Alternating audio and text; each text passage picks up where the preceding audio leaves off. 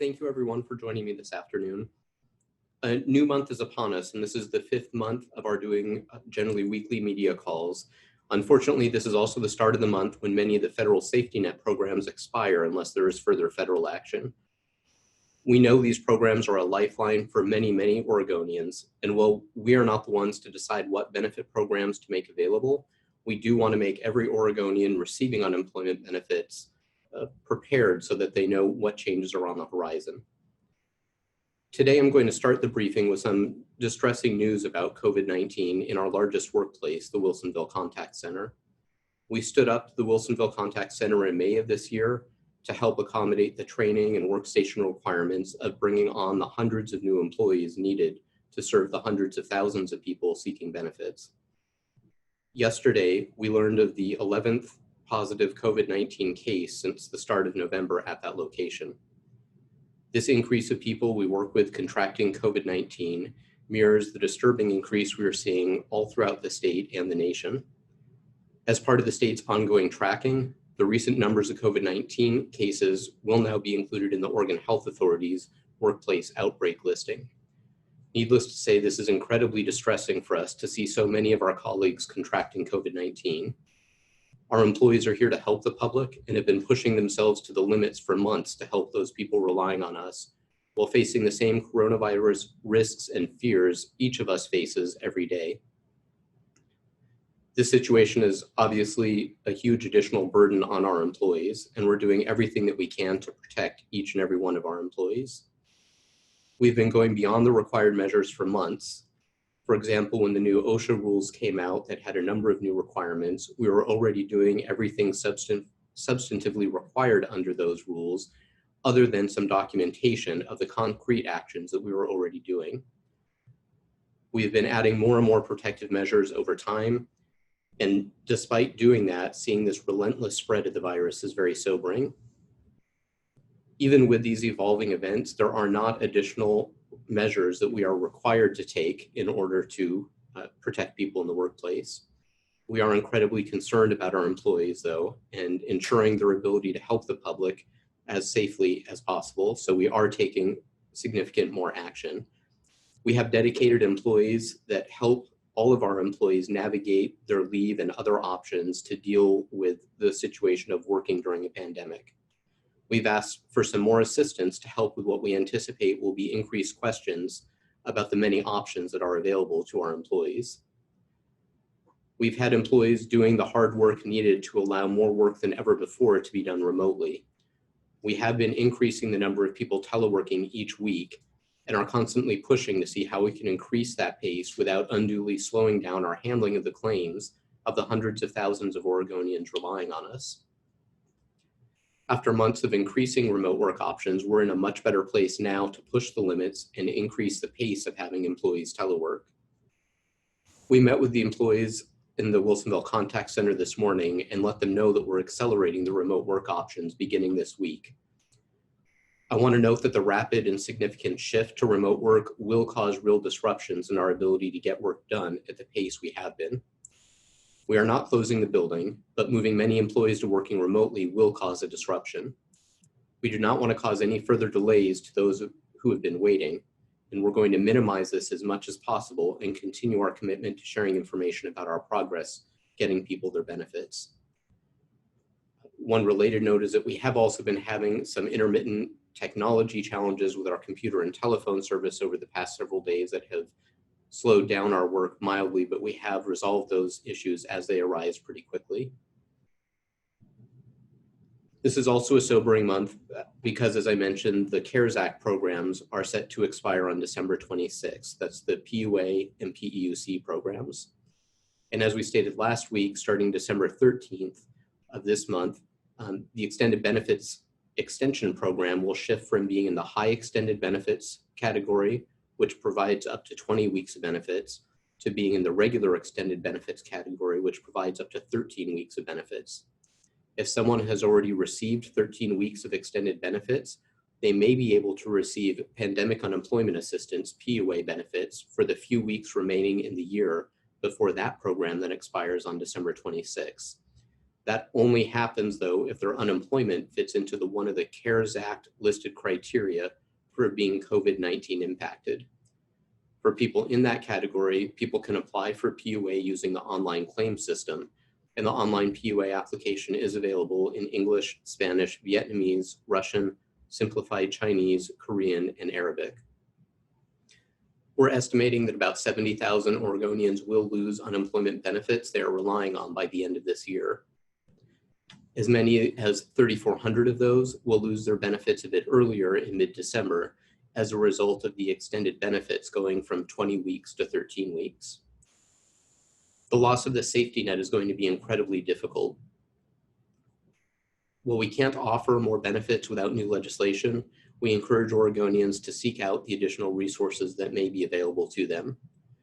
Free or low-cost healthcare coverage through the Oregon Health Plan, even if someone has been denied in the past, and you can get information by visiting oregonhealthcare.gov or calling 800-699-9075. For assistance paying rent or groceries, accessing childcare or transportation, and accessing other critical resources, visit 211info.org or call 211. For job-seeking assistance and support, contact your local WorkSource center. Many companies are hiring, and they're reaching out to us to help them find new employees. More information is available at worksourceoregon.org. We are continuing to see an increase in claims. That's people restarting prior claims that they had been receiving benefits under, and also new initial claims being filed. And that's in the regular unemployment insurance program, as well as the pandemic unemployment assistance program. This remains consistent with the numbers we previously projected of about 51,000 jobs potentially being impacted by the 2-week freeze. National Guard troops began working with us on November 30th, and we're confident in our ability to process the claims we are receiving, while also continuing our adjudication work and continuing our work to manually process waiting week payments.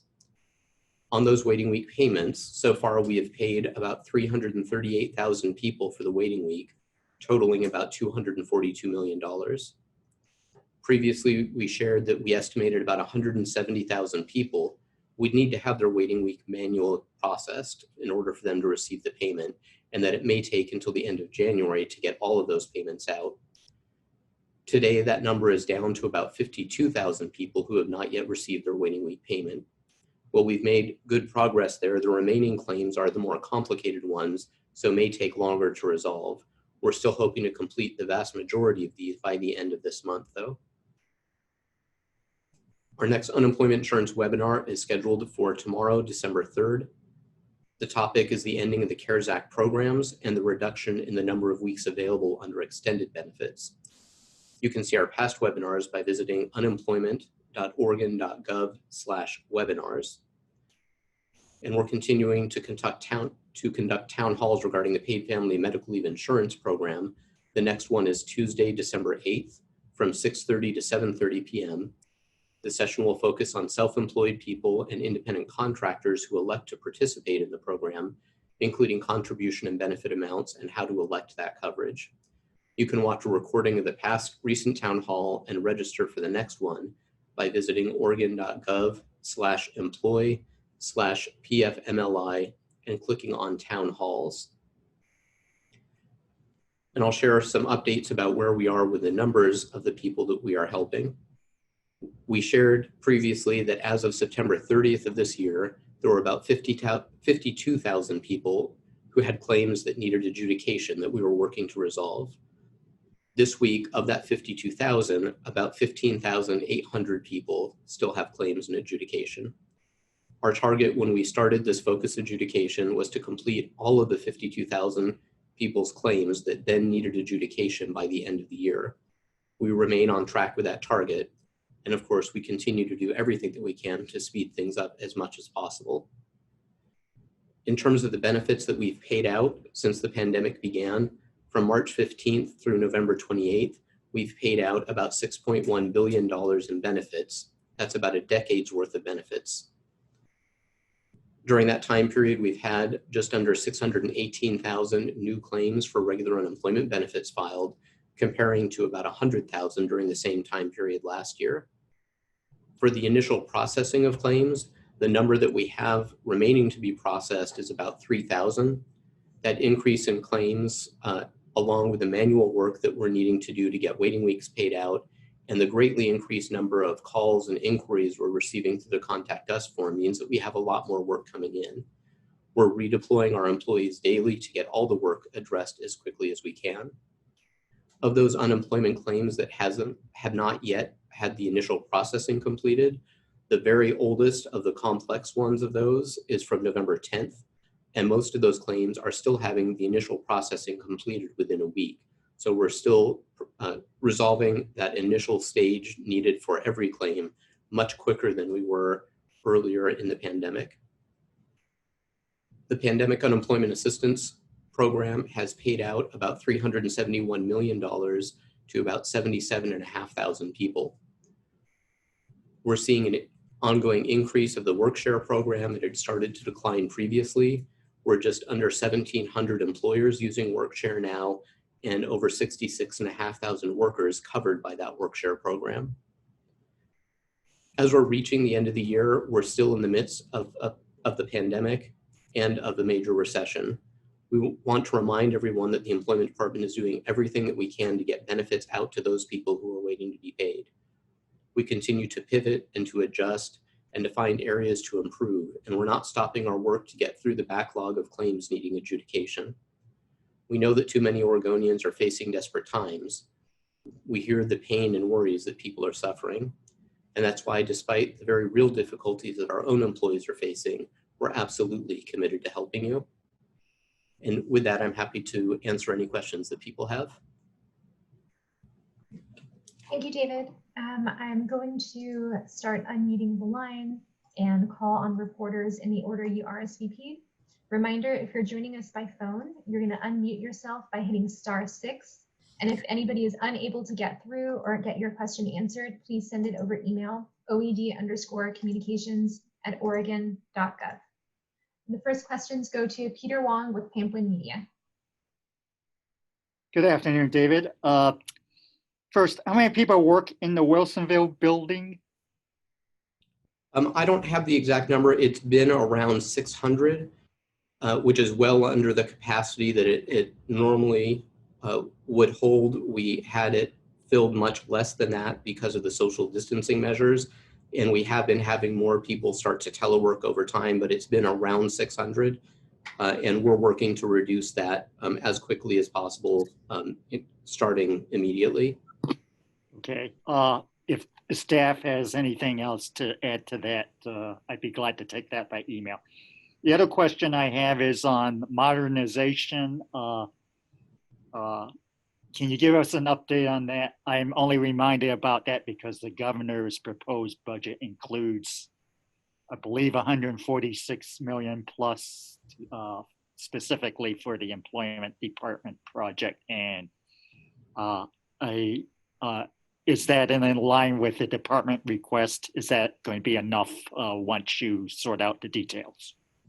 Sure. So in terms of the process where we are, we're remaining on track of that revised part of our procurement process. Because of where we are in that process, I can't give too many details, but we are moving along. And in terms of the budget, we did receive what we asked for, and that is the current best estimate of what we'll need to complete a successful modernization program, all the work that needs to be done in this coming biennium.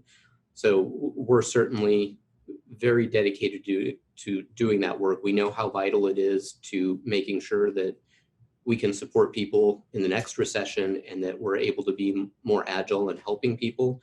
And we were pleased to see the support from the governor's office in helping us move forward with that. Thank you. Next, we have Lindsay Nadrich with COIN.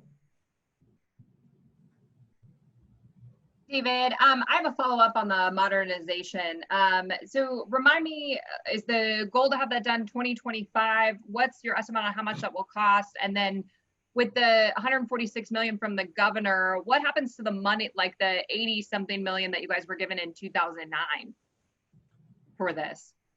So a couple of things wrapped up in that question. In terms of the money that we received during the Great Recession that we have been saving to pay for this modernization program, we're anticipating using for the bulk of the cost of the modernization program. In terms of both the ultimate cost and the time frame, our prior estimates are still the best ones that we have right now. The next stage that we will be at in the procurement process is when we're able to have more detailed negotiations with the vendor and get a much better idea of what the actual cost will be in the time frame. So those will be revised over time. At this point, I believe that 2025 date is what the estimated end date of the modernization program is. Parts of the modernization will be done earlier. We're not waiting until the very end of that to turn everything on at once. And the one other thing I'll comment on is the dollar amount, the 146 million, I believe is both the amount for the modernization project, and that also is for the paid family and medical leave program. So that includes the kind of project work needed to get that important safety net program established, and also starting to operate that as a full-fledged program during this coming biennium. Sorry, and in that, you said, is it still the estimate is like between 80 and 123 million to replace it? I don't have the prior estimates. That sounds right. I think that's the range.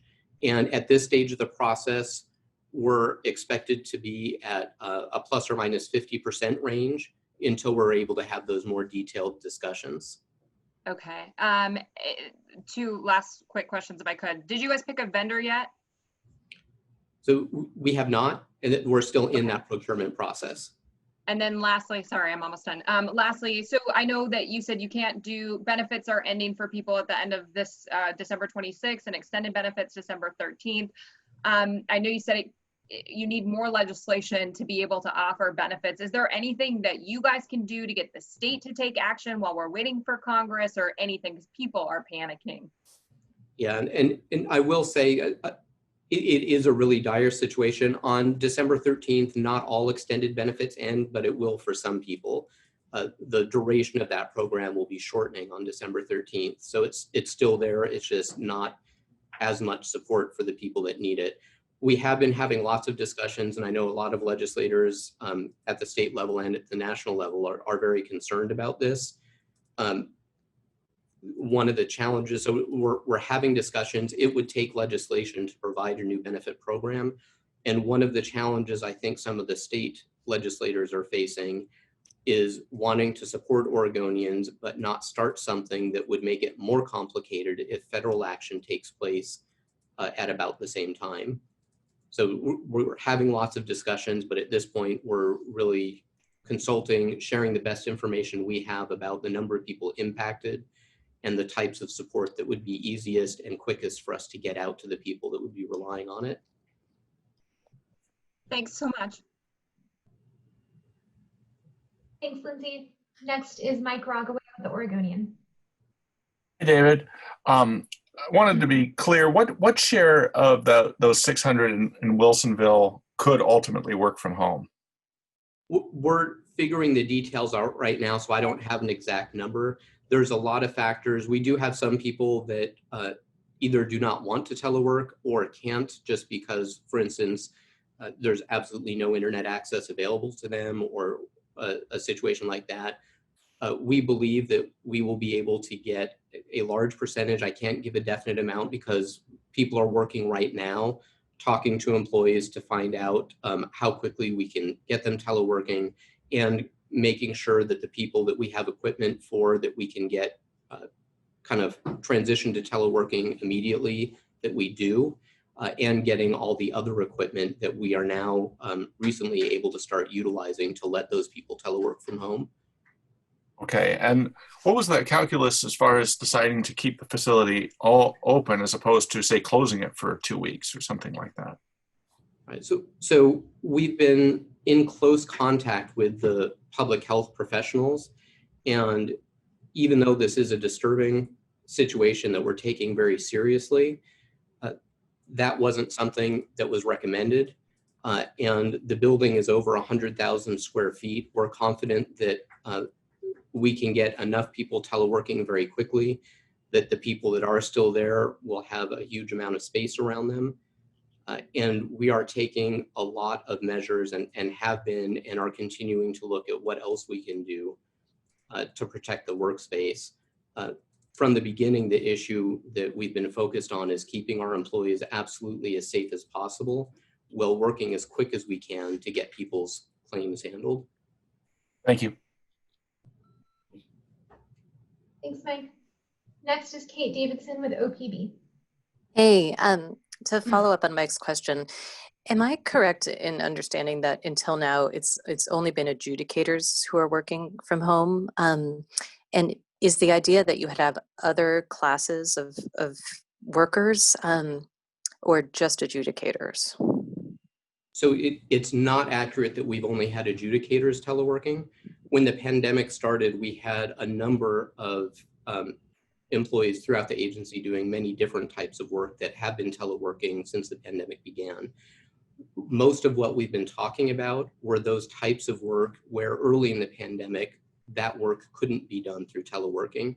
Adjudication was one of those, and that was kind of the first pilot program that we did to work on overcoming the technological barriers, being able to access the phone system, the other technology systems that are needed to do the work.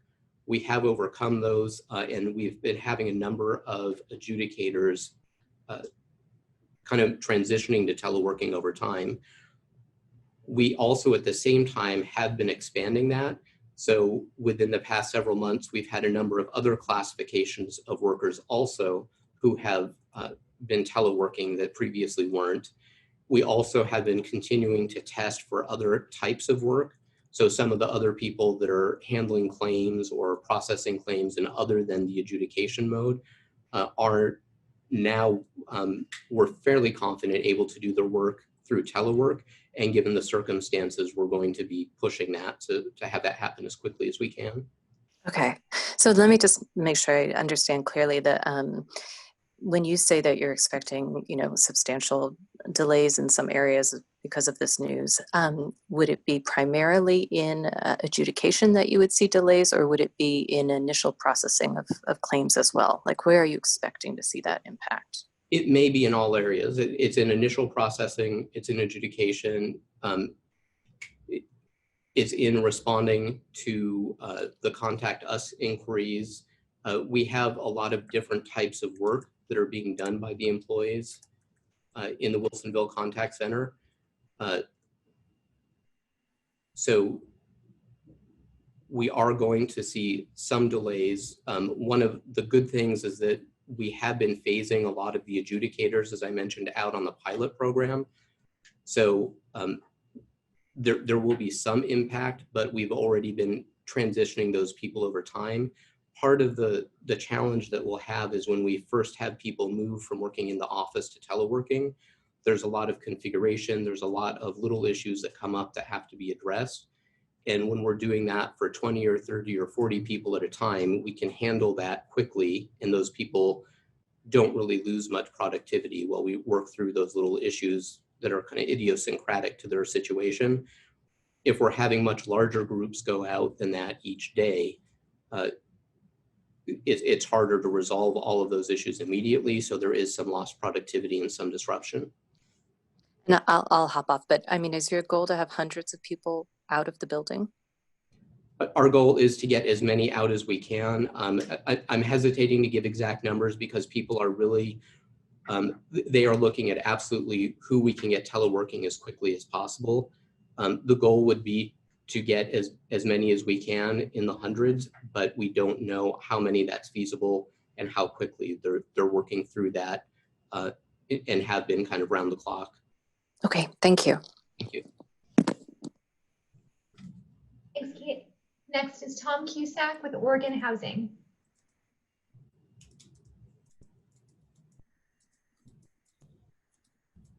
Is Tom Cusack on the line? Hi, I'm sorry, it took me a moment to get this working here.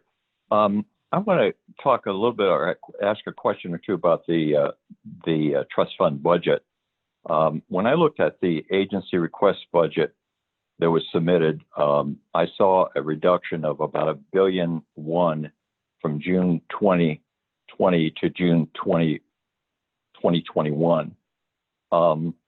And the taxes for employers were going to increase to a little bit more than $1 billion. Have there been any changes in the projections since you submitted the agency request budget?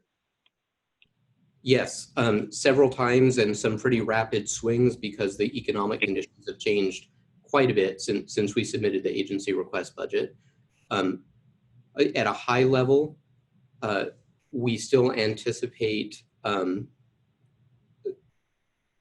bringing in less in unemployment insurance payroll taxes this coming year in 2021 than we'll be paying out.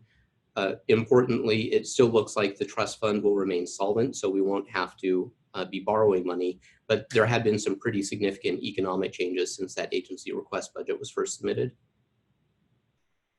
And so to ask a more pointed question about succeeding years, the agency request budget showed a balance of only $840 million as of June 2023.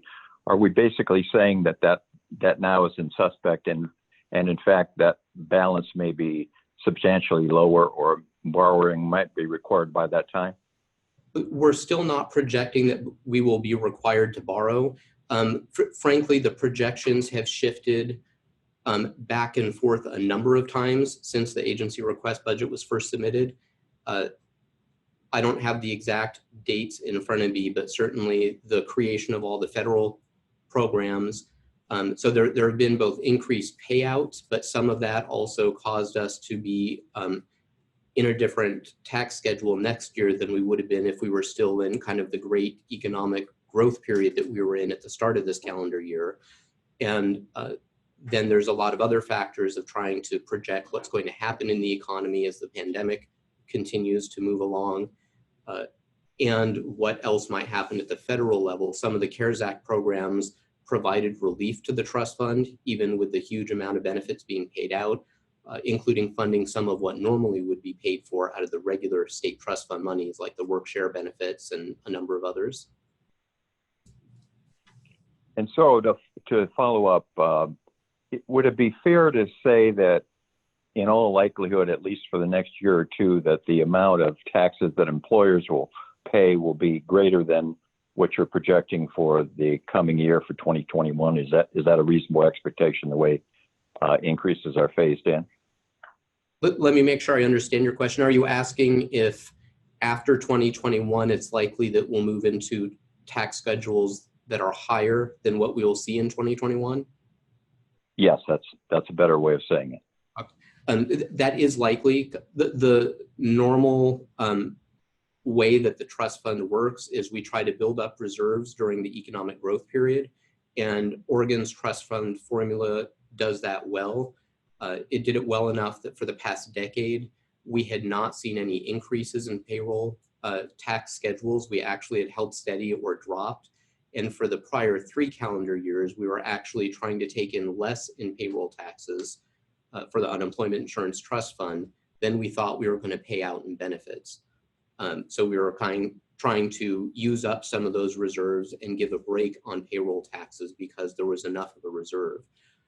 With the historic number of people needing benefits, those reserves have to be replenished at some point. This coming year, 2021, will not be replenishing those reserves. It will really be slowing down the rate that we're eating into the reserves. So further out in time, once the recovery is farther along, is when it looks like we'll move into the higher tax schedules. All right, thanks, David. Mm-hmm. Thanks, Tom. Next is Bill Perler with the Statesman Journal. Yeah, hey, David. So the number of new claims that that the department received, you've said that it was about 51,000.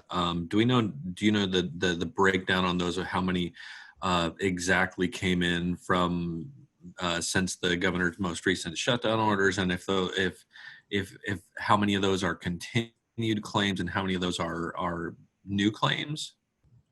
So it wasn't that we received 51,000 new claims. We had projected that there were about 51,000 jobs that could be impacted by the 2-week freeze. We have seen a much larger number of continued claims. So I believe that our continued claims went up. I don't have the details. Our initial claims went up by a factor of about 2 or 3 over the course of a couple of weeks. But this is also happening at pretty much the exact time of year when we normally see an increase in our workload because of just the seasonal nature of work in Oregon and in many other states. We didn't know what that seasonal increase was going to look like this year because so many people who might have been employed until the winter season have been unemployed because of COVID-19. So we know that we've seen that big increase in initial claims and an even larger increase in continued claims, but it is hard to know how much of that to attribute to kind of the normal seasonal cycle of claims activity and how much is more directly related to the measures to slow the spread of the pandemic. Yeah, okay. So how do you feel like the department's done as far as handling the continued claims or new claims that have come in since in the last 2 weeks? It'd be hard to compare it against the beginning of the pandemic, but how do you feel like the performance of that has gone in the last couple of weeks? I think, the employees are doing an amazing job. In some ways, in many ways, we're in a much, much better position. We've done a lot of automation, particularly for the continued claims processes, that has helped us handle that more. We have hundreds more employees who have received training and experience and are able to work through those much more quickly. We have really streamlined our processes and become very nimble at shifting people very quickly from one body of work to another as is needed. I will say the challenging part is having that increase happen at the same time that we are focused on getting the manual work on originally about 170,000 claims to get people their waiting week payments. And at the same time that we're dealing with the issues around COVID-19 in the workplace and a lot of the other ongoing work that still has to be done. So in some ways, instead of kind of everybody focused on just one thing, we have a lot more things to focus on, but we're actually making progress on all of those areas, I think, much quicker than we were earlier in the pandemic. Great. Thank you, David. Thanks, Bill. Next, we have Dick Hughes with the Hughesisms. Thank you very much. And I really appreciate the thoughtful questions that others have asked and also your responses. Congress and the federal government are likely to do something at some point. And in the past, you've said it could take weeks or months to implement benefits depending upon what they do. Have you, and this is sort of following up on Bill Paler's question, have you been able to sort of plan ahead and figure out how you might be able to change your technology faster or do whatever can be done to speed up those changes as opposed to the time it has taken previously this year? I hope this question makes sense. It does. And, the long-term solution of having an infrastructure that is designed to be able to add new programs quickly is what our modernization program is all about. There's no way to speed that up so that we will be done this month. So that's kind of the long-term solution to that big underlying issue. We have brought on more people than we had at the beginning of the pandemic to work on all aspects of the program, including the technology pieces. That includes new people. It includes some retired people who came back to help us out because they know how many people are relying on our programs and our employees for assistance. And there are some things that we can do to streamline. I think one of the key things has been sharing as much as we can with policymakers what the things are that would be easier and what would make it much more difficult for us to get benefits out timely. So for instance, working with Senator Wyden's office, I know that sometimes there are policy issues that could provide a broader safety net, but he's been receptive to the feedback that we and other states have given about how some of those ideas might take much longer to implement. So the bill that he helped propose earlier this week, for instance, had some changes to the programs, and that will take work. But some of the changes that were talked about earlier in the year that would have made it many times more complicated and made it take likely months for us and other states to implement were not there. So we're hopeful that whatever ultimately does happen happens quickly so that we can start on that work. We can't start making the changes until we know what the new programs or the new laws are going to be.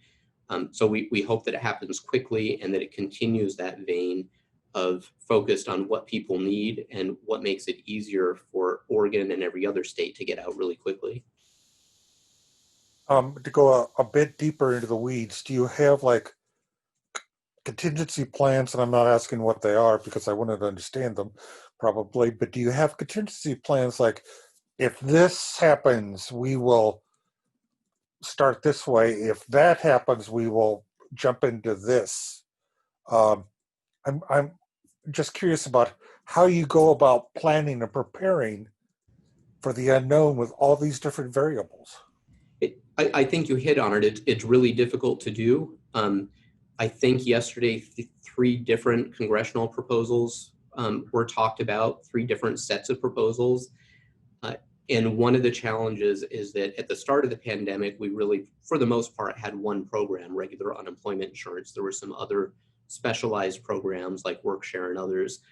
Now we have layered more and more programs on top of that, which makes it much more complex from a policy perspective and from implementing the program. So we no longer have people that are on unemployment and people that aren't.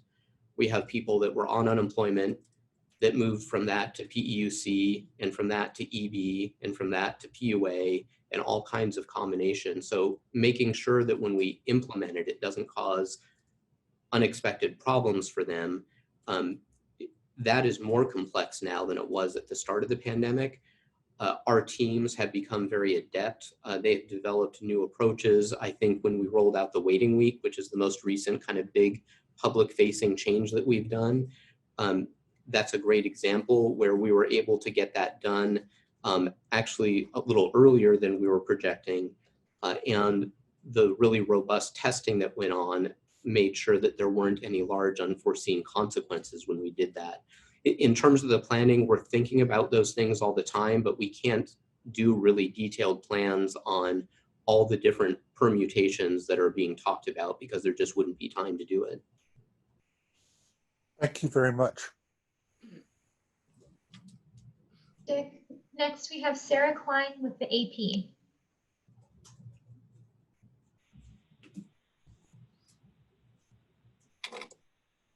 Is Sarah Klein on the line?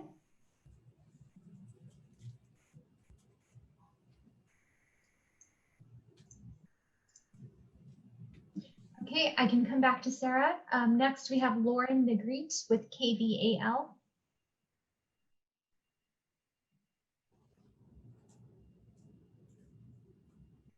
Lauren Negrete with KVAL.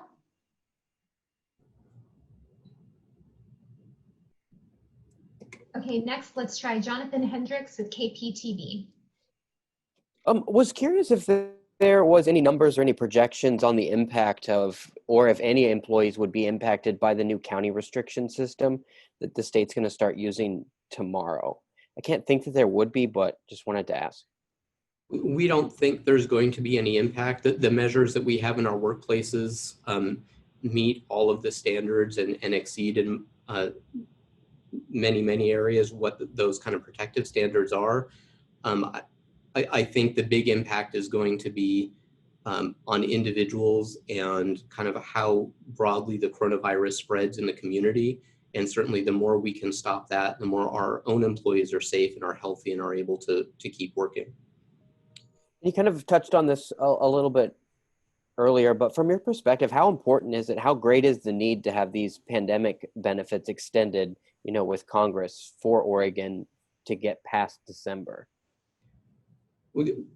It's a pretty serious issue. So when we talk about at the start of the pandemic, we talked about how staggering it was to see 70,000 people filing claims in a week. And that was orders of magnitude above anything that we had seen before. And now we're looking at between now and the end of the year, about that many people losing their benefits. I mentioned that there are employers that are hiring, so there are job opportunities out there, but not in every part of the state, not in every industry. And for a lot of people, they're still in a really desperate situation.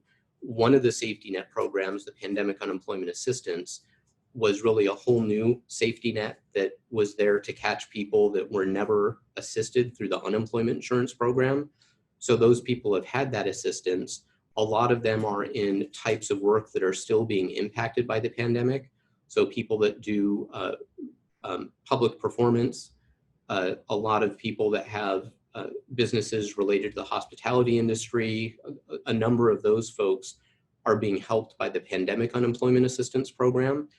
And when that safety net goes, they're likely still either not able to conduct their business at all, or only in a really curtailed way.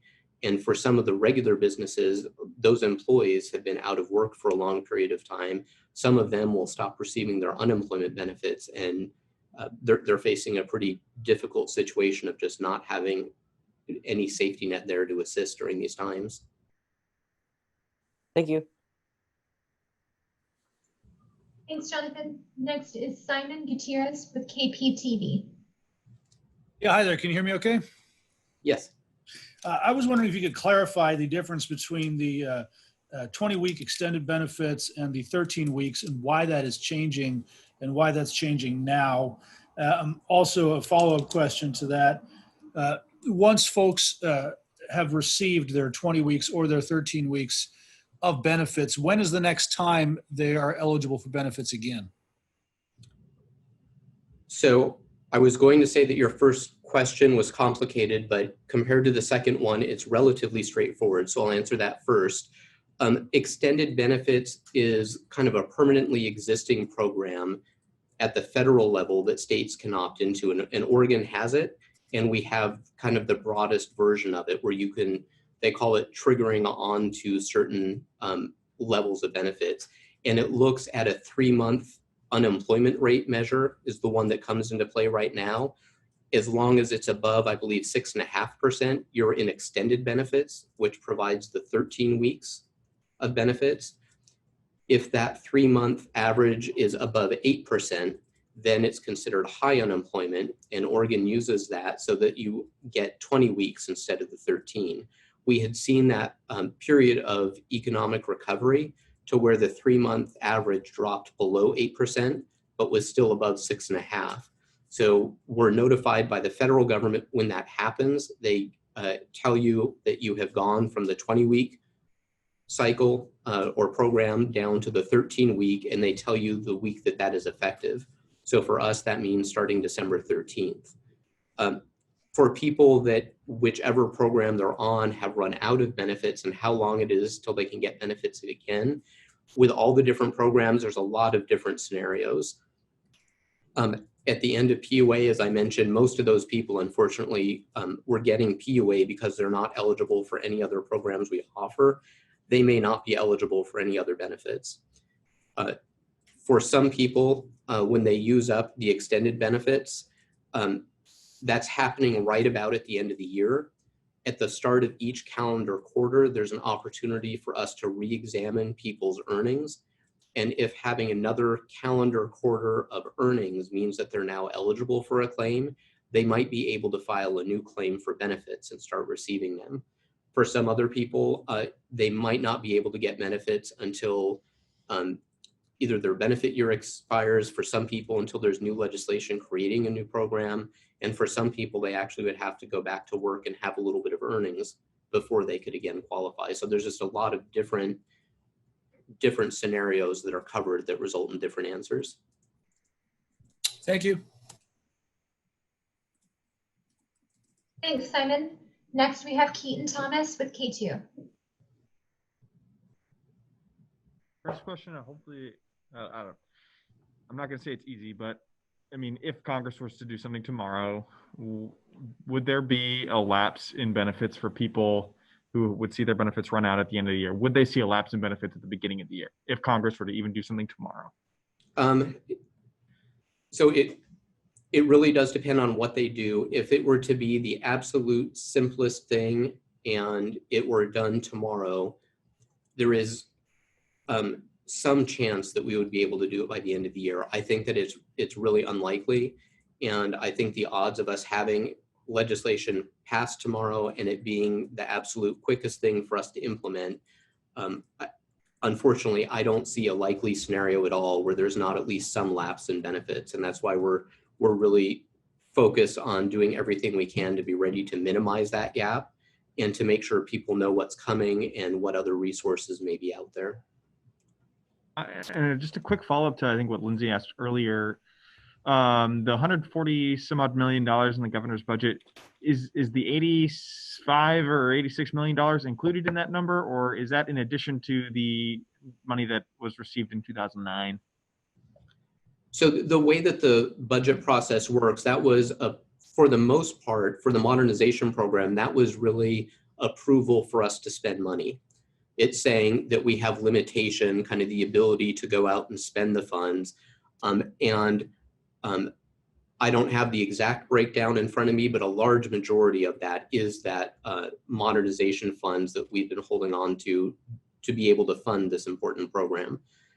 For the paid family and medical leave insurance program, that essentially is kind of a loan of general fund money to help build the program. And then partway through that budget cycle, we would actually be collecting contributions and repaying that loan to the general fund. So it is a mix, but I think that the core question is whether this is saying we're asking for 146 million new dollars from the state. And the answer is no. We're really not asking long-term for any money. It's for approval to spend that modernization funding that we've been holding on to and some other funds that we have that will help us modernize the program, and that startup loan to get the paid family medical leave program underway that will then be repaid during the same budget cycle. Gotcha. Thank you. And one other quick follow-up, if you don't mind. I just had a couple people ask the past couple days about restarting a claim once they run out of benefits. They've expressed some concern that once they run out of benefits, that they would have to file an entirely new claim rather than extend, and they're worried that there might be some barriers to that.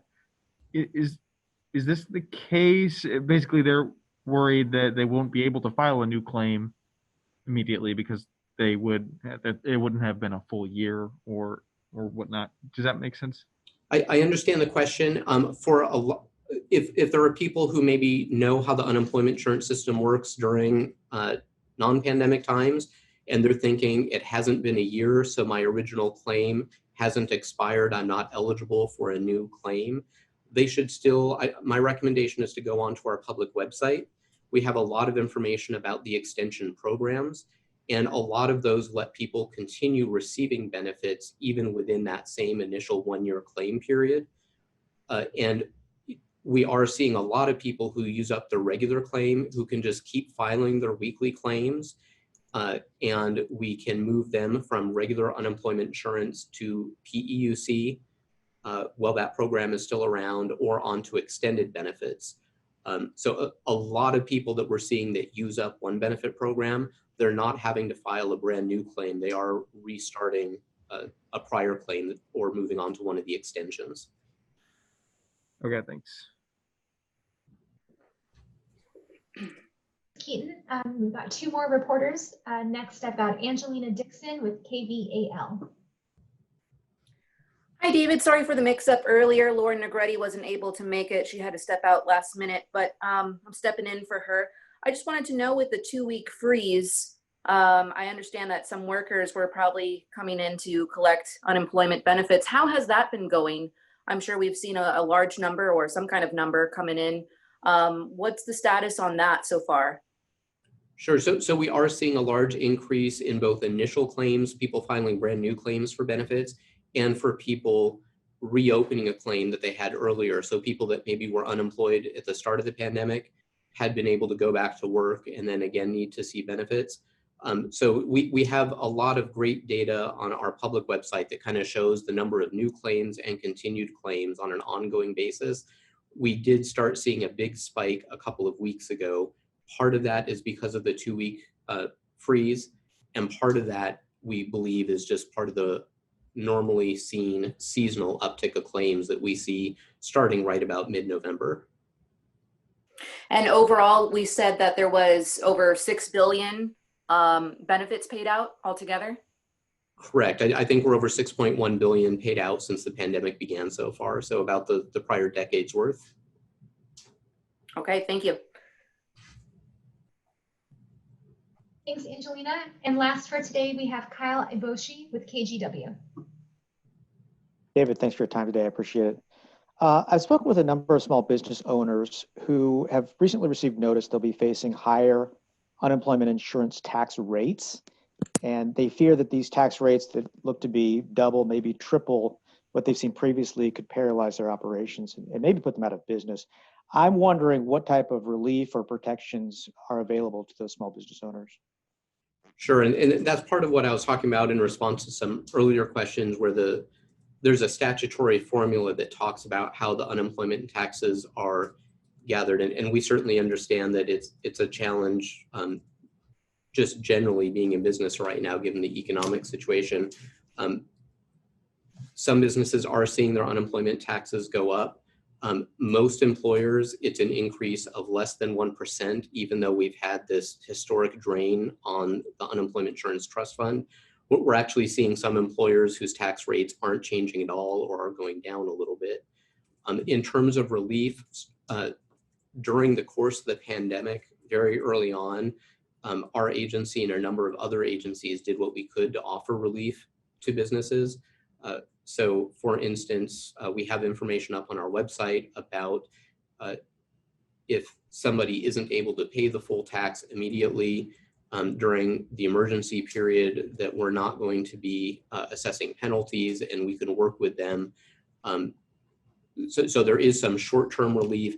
The first time that taxes will be owed under the new tax rate, so we notified employers about the tax rate in mid-November, which is what the law requires.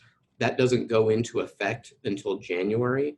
And the first time that there's a payment due using the new tax rate would be after that first calendar quarter ends. So the first time they would be owing anything would be in the month of April of next year. So our primary hope is that the economic recovery has progressed more. We're also seeing that in some of those industries where businesses have seen larger increases in the payroll taxes, their payroll, part of the reason they're seeing that is because their payroll is also down a lot. So the rate may be up, the dollar amount that it applies to may not go up as much as you would think just from looking at that amount. But we know this is a big concern, and we're talking to business groups, to legislators to make sure everybody understands what the statute requires and kind of what is needed to make sure that we don't run out of money in the trust fund and have to borrow money and then charge employers even more for interest and borrowing costs. And speaking of that formula, other states have shown leniency in declaring that COVID-19 related layoffs won't be charged against employers for purposes of calculating the experience ratings that ultimately determine that unemployment insurance rate. Is that something that Oregon has considered? Is it something that you would push for through executive order or some other means? So we're having discussions about that. The way the law is structured in Oregon, it would take legislative action. And those are discussions that people are looking at, and I think wanting to make sure they understand what the impact would be on individual businesses and on the trust fund overall. But those are certainly things that we're sharing information about because I think people recognize the impact of this recession and the fact that it has really suddenly and disproportionately hit some industries. And one other question related to this, and then I'll move off this point, but several of these small business owners have said they've reached out in looking for unemployment insurance tax rate review or redetermination and they haven't heard back and they fear that the deadline for appeal is coming up very quickly. What words of advice, if any, can you offer? So the way the process works is we notify businesses of what their tax rate is for next year. And we give kind of two different options or two different steps where if somebody believes that we've made a mistake, they can challenge that. The first is for them to just basically tell us and to request us to review it. We go through that. If we determine that there was an error, we fix it. If we look at it and we don't think there was a mistake, we tell them that, and they then have a chance to appeal that determination. So their deadline isn't running out if they haven't yet received a response to that redetermination request. And certainly where we have any flexibility with timelines, we've been giving that flexibility since the very onset of the pandemic for businesses and for individual workers. The one other thing I would say is that we normally see a high volume because we notify all employers at the same time of their tax rate. So it's about 145 businesses throughout the state that we have given that information to. So anybody that wants us to review that, we get those requests pretty much all at the same time. So we are working through those as quickly as we can, but it does take some time to go through every request that we receive.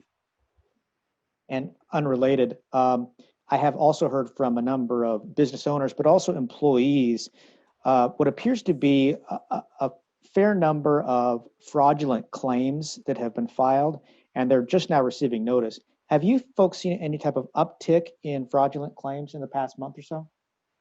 We have seen upticks in fraudulent claims being filed, and it's something that we've shared that we've been concerned about all along. We're working very closely with local, state, federal law enforcement and other agencies to combat this.